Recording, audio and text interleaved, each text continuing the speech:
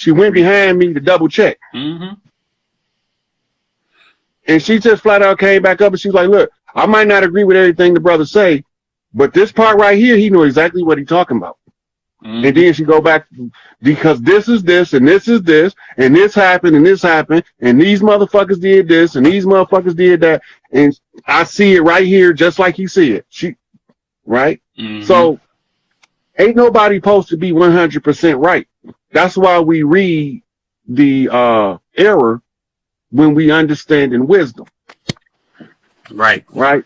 Because you're going to make errors. So the error in the law of efficiency applied is telling you something on a Freudian slip. Oh my God. Right. Right. And that's how you see beyond what's on the surface. Mm. Like, let's say it's 10 of us outside in the front porch and we all talking about dogs. Right? All of a sudden, one of us in the middle of talking about a dog say we need to duck the shotgun. Nigga, look for this nigga coming with the shotgun.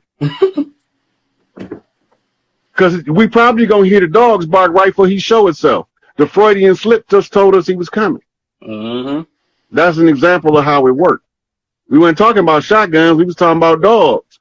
But the Freudian slip was worrying about the shotgun. It could have been a dog named Shotgun, but he didn't make that clear to everybody in the circle. Right. Right? So now we looking for the shotgun. Lo and behold, here come a motherfucker coming through the motherfucking between the houses with a shotgun. And now we all ready because we read the error as a message. Right.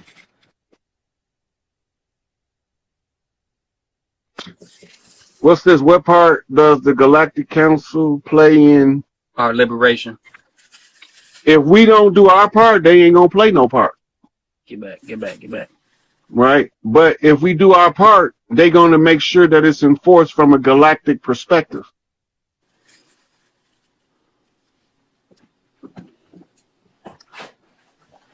Right. How bad, famo? This we let the cat out the back door. This man and caught a rat and broke his neck. I gotta take him out. This little guy gone. The cat caught a rat. Hey. That must be some type of sign, huh? Hey, yeah, definitely a sign. What color is your cat? Black. Okay.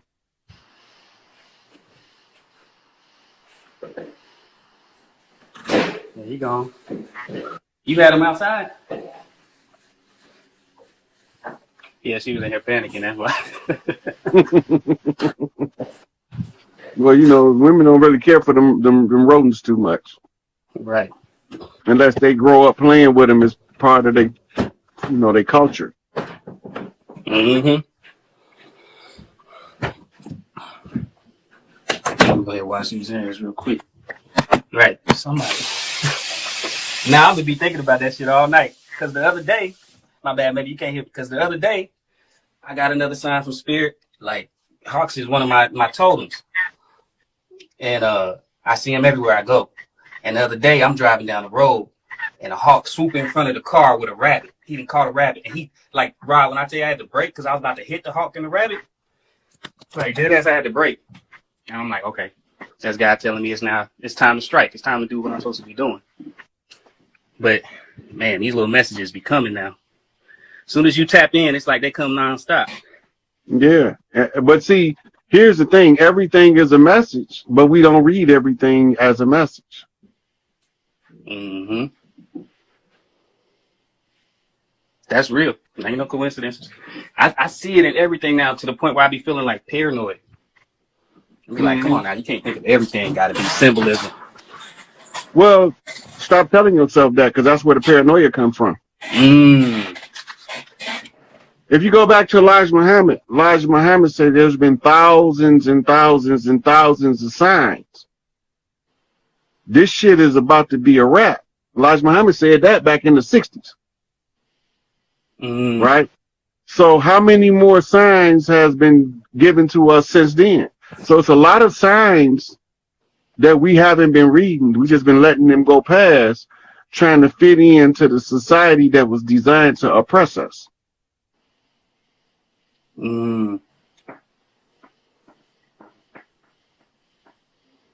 Yep, put a cage on my mind, basically. Because once I remove that prison of a thought process, then I'm able to really tap in and allow that to become a part of my intuition. But sometimes, you know, like I said, because I'm like, damn, that can't be a sign. Because like literally, it's like all day numbers. On top of that, it's like numbers to the point where I don't even look up the meaning of numbers anymore because I know them all by heart. Mm-hmm. So that's when you start using numerology and gematria in real time, and that even fines tune the message. So the message becomes easier to assimilate when you understand what numbers mean. Because this is why you wear a watch. This is why you're supposed to wear a watch. We got cameras on our phone. I mean, clocks on our phone now, because the every second of the day is a new set of numbers. Think about that. Every second of the day is a new set of numbers. And those same numbers several times a day are anagrams of one another. Those are what you call connection points. Right? So 24 hours in a day, but 12 months in a year. Mm-hmm. Right? So they say one day to the year. That means it took a whole year for it to happen. So in 12 and 24 is 36, and 3 and 6 is 9, and that's the turnaround. Right. And 12 is 3. 24 is 6. And you add them together, then you get 9. Yep. It got to be able to work frontwards and backwards in order for it to fit into an accurate read. Right? So the 369 is a code. It's a universal code for turning something around, or when you get to what we call 3-point convergence, that's GPS. So you need 3 points of convergence in order to get past the 2-point coincidence factor. Anything more than 2 is no longer coincidence. That means that pay attention. This is a real sign. Right? That's how GPS need 3 points of convergence. They will have to wait until the end of life to experience, which is basically, you know, really seeing, there's a spiritual plane is overlaying this one. It's alive more than this one, which makes this one more of an illusion. It's highly energetic. You walk outside, you see the trees moving, you see maybe something else in the Argyle or the spaces in the spaces, basically a whole nother world. But then we come into the Matrix, and they ain't mentioned nothing about it. They still over here trying to figure out whether God is Santa Claus. You see what I mean? So it's a stark contrast, but it's to see these things like now, and that's why we call it word salad now, right? Because they can get on the Instagram and be like, and we're creators, and we're co-creating together, bringing in our vision and unity, and they go in with the words, right? Because that's only one part of it, though, right? It's got the words got to connect with the heart. And so all of these power languages, right? Because the power language is almost even like a symbolic Reiki. Once you speak the certain tone, it open up certain things in the reality. All depth level stuff, all grandma level. Don't sit on my couch. There's plastic. Don't talk when grown folks ain't talking to you. I'm gonna pop you in the mouth. Kind of deep level of things, right? You just sit and then you watch. And, if you can, and then you learn. So all of that then starts evolving, involving, that's why all this physical reality stuff starts becoming petty. It starts being about what happens to generations over thousands of years, what happens with the migration of the souls and the merging of certain types of entities, so it's all, let's say, higher level stuff.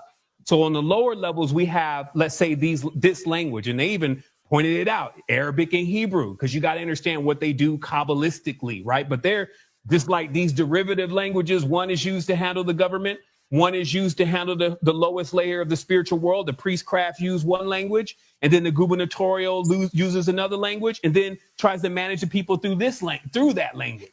We grew up in that system. Now, we're coming into that awareness like, there was something that existed even before all of this.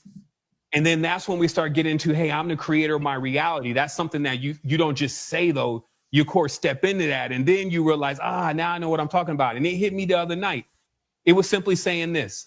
Did you know how every aspect of what you deal with in the reality is generally momentarily, like stimulus?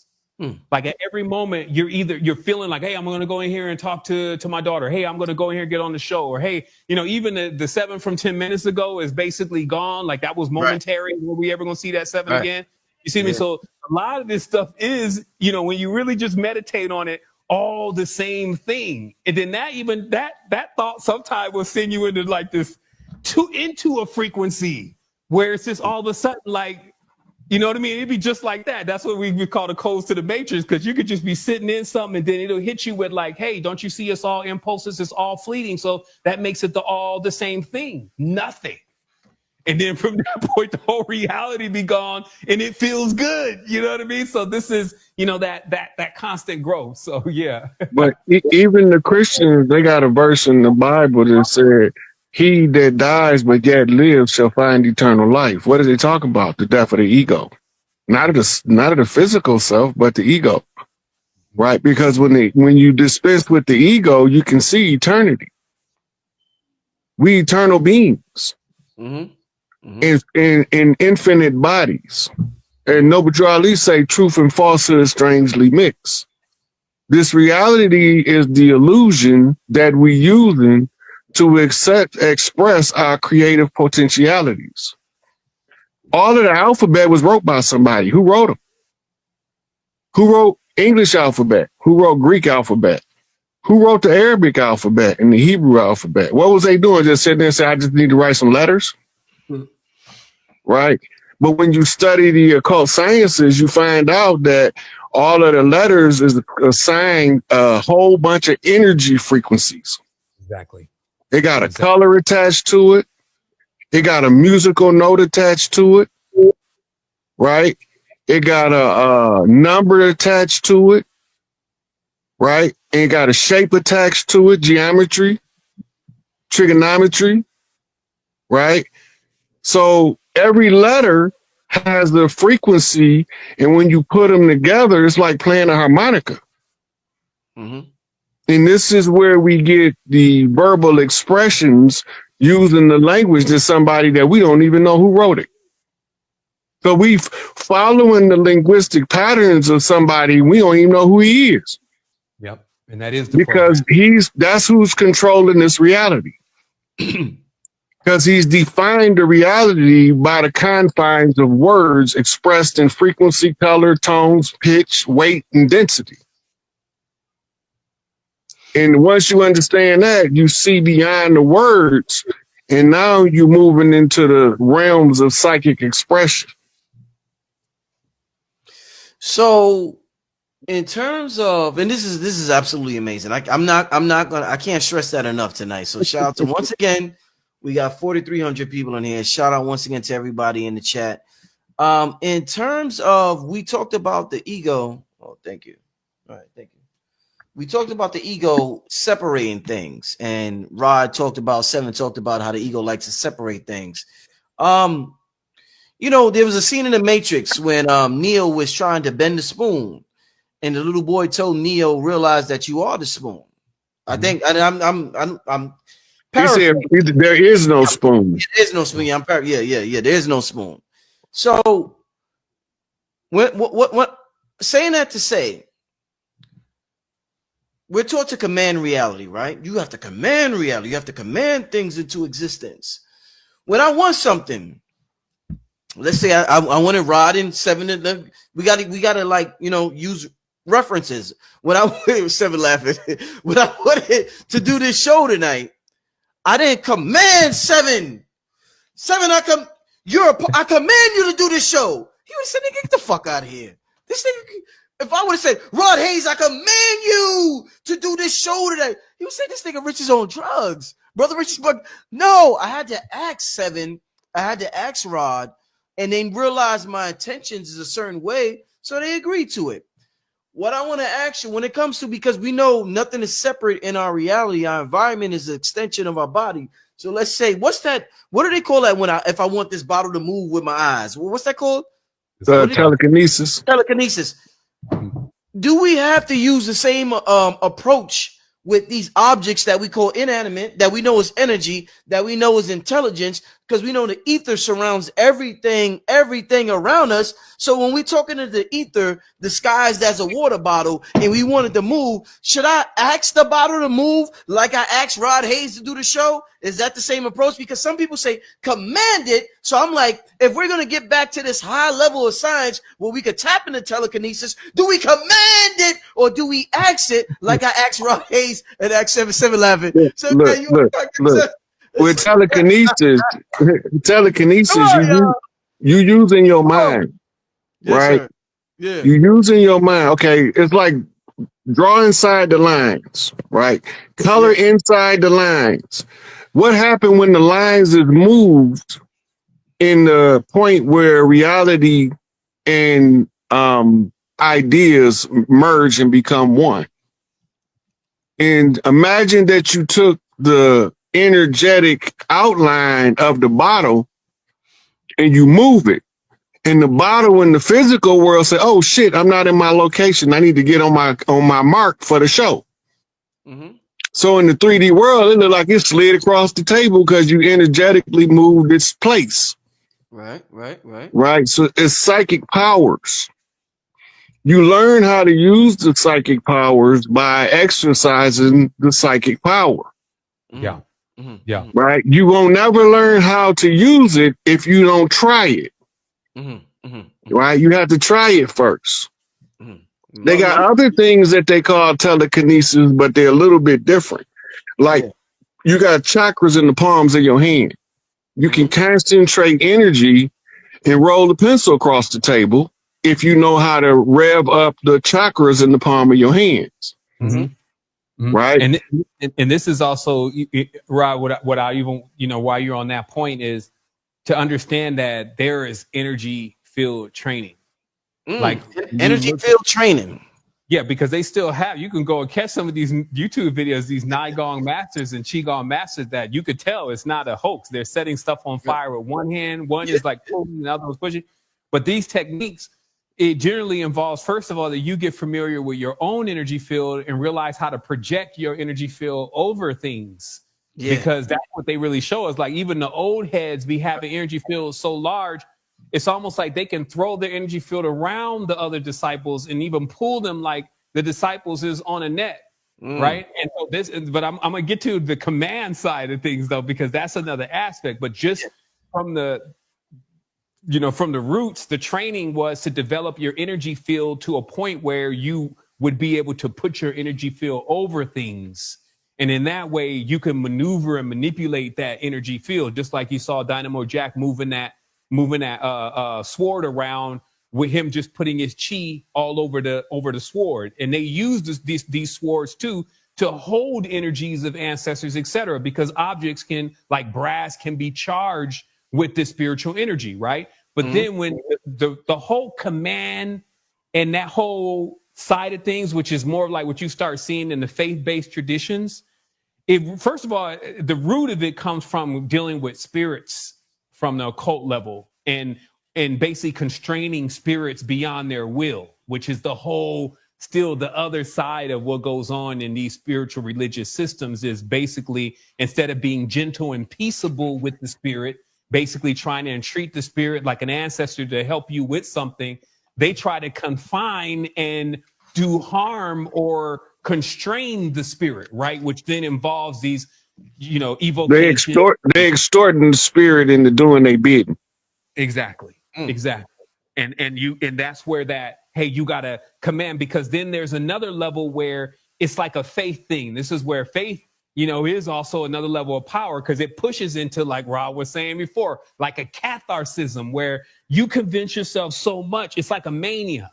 Some call it megalomania. But even in that, you touch into something that will have that cup sliding all across the table whatever caused that. You see what I mean? So there are some that they get dominant with the field, and then they try to demand the field to do something, and then they try to work a system of magic in that level, versus one who has trained their field, versus another one who is entreating spirits with the different things that spirits are entreated by to do different things. You see what I mean? So the energy is a bit different on each of those. It's the same thing that the people do in in Hollywood. This is what they call it, selling your soul, but you can't sell your soul. You can only sell what your soul produce. And normally your soul production is some type of artistic expression. So whoever captures your artistic expression in the realm of magic has captured your soul. And that's why they always after the masters of the artists. They always want the original film because that's where the source of the power is. Yeah, and the two-dimensional imprint of the signature on the contract. You see what I mean? And this is why, that's why we're also saying that still, you know, even with the Christian thing and the religious thing, this stuff is very dangerous. Why it can seem like a game, we still have thousands, if not millions of souls that are just, you know, they say you're going by the wayside because of not realizing the potency of this particular magic, if you may. And that comes from not even believing magic exists. Yeah, because they turned it into fairy tales that only children believe in. So therefore, the adults are going to be too stubborn to indulge in childish fantasies of magic and mysticism. So they teach it to the children as if it's a joke, when it's the highest form of liberating art you can teach them. But by making a mockery out of it, they don't look at it as being potentially real. So they suspend their imagination through the 12-step thinking detox called education. So real quick. So we're talking, and this is too good. This is too good, y'all.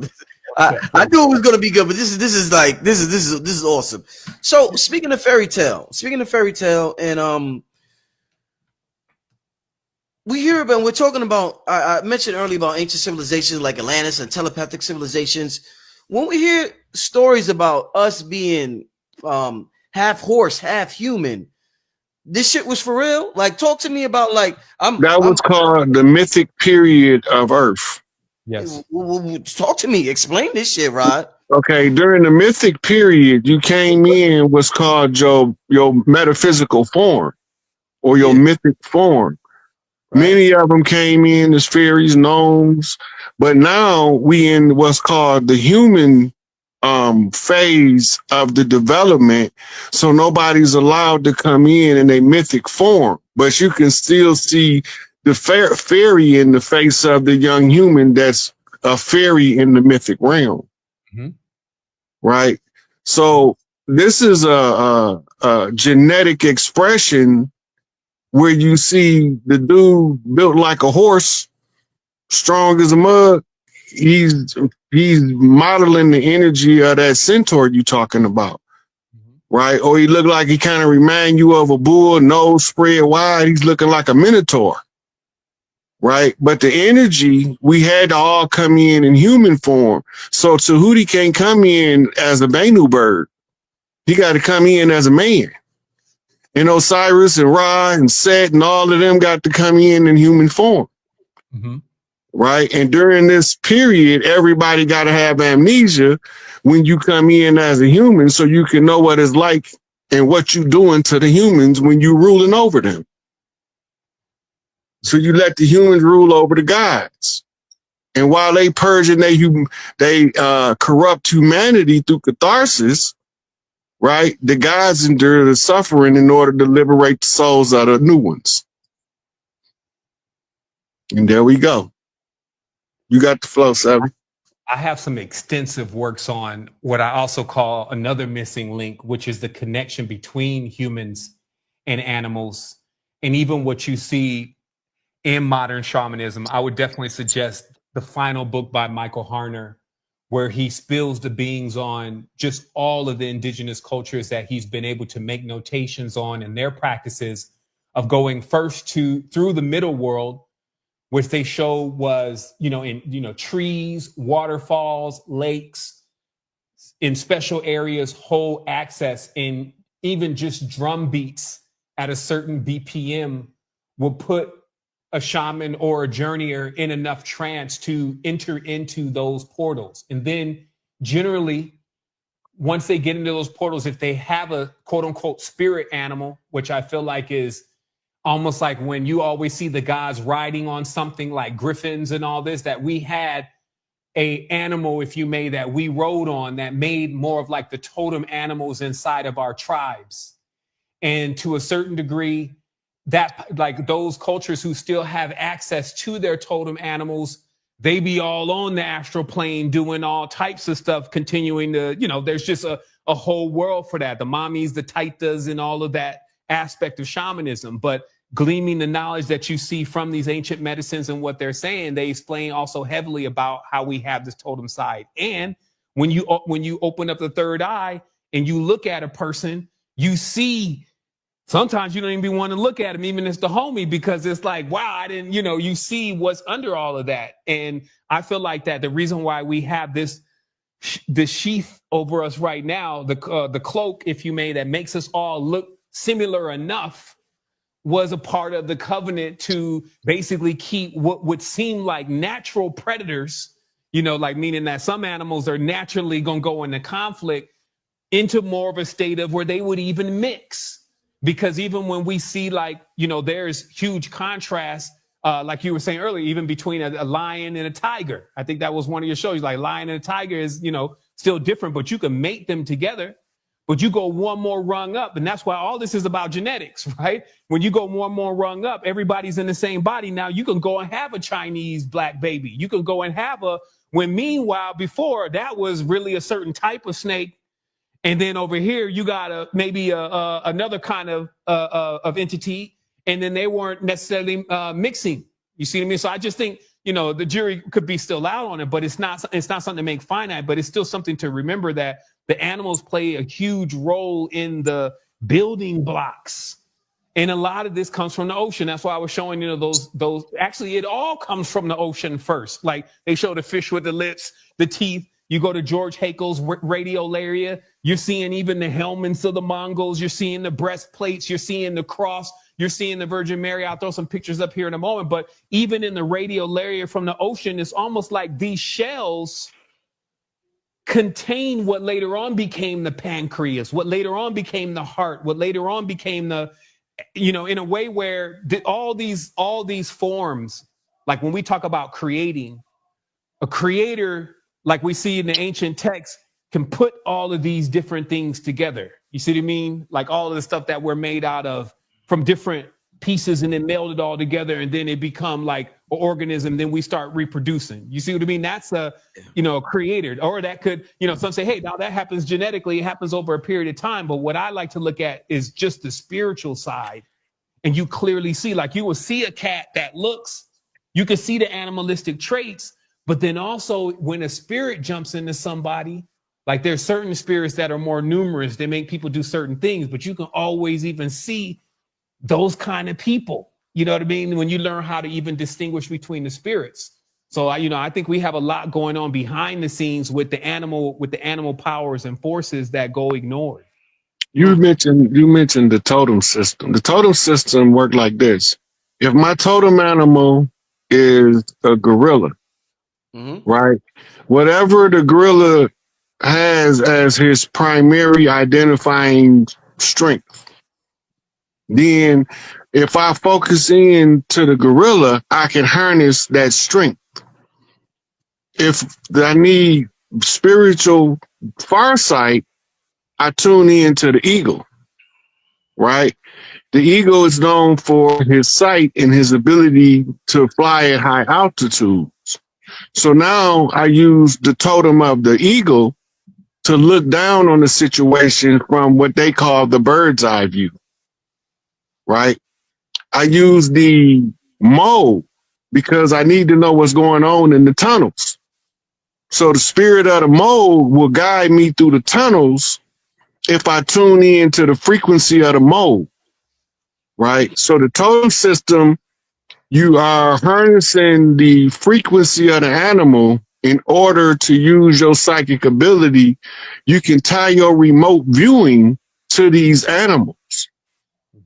And when you do that, you can actually send a bird to go look at something you want to see, and the image will play in your mind like you looking at it.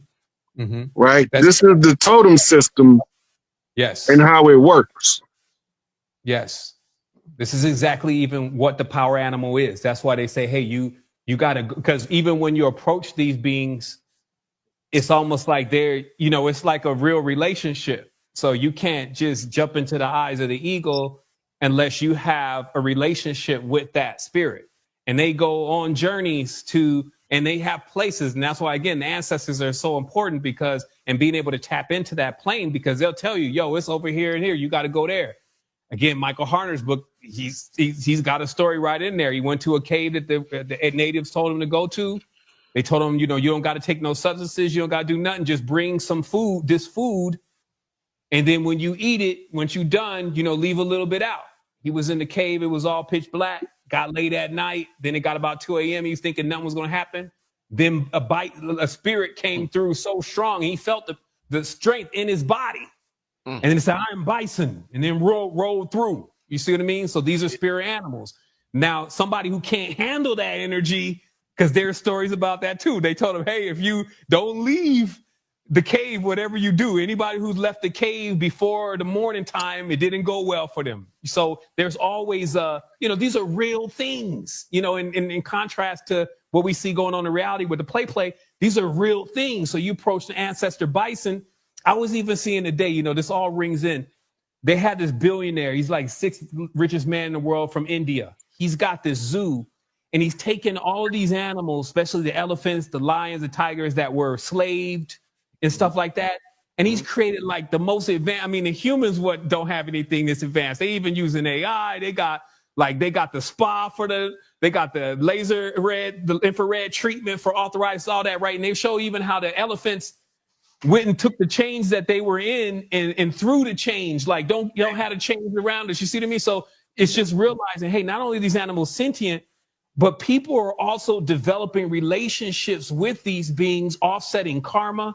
All of Africa is full of using these entities to do a variety of things, sometimes, and most of the time, shenanigans. That's in the degrees of the spirit.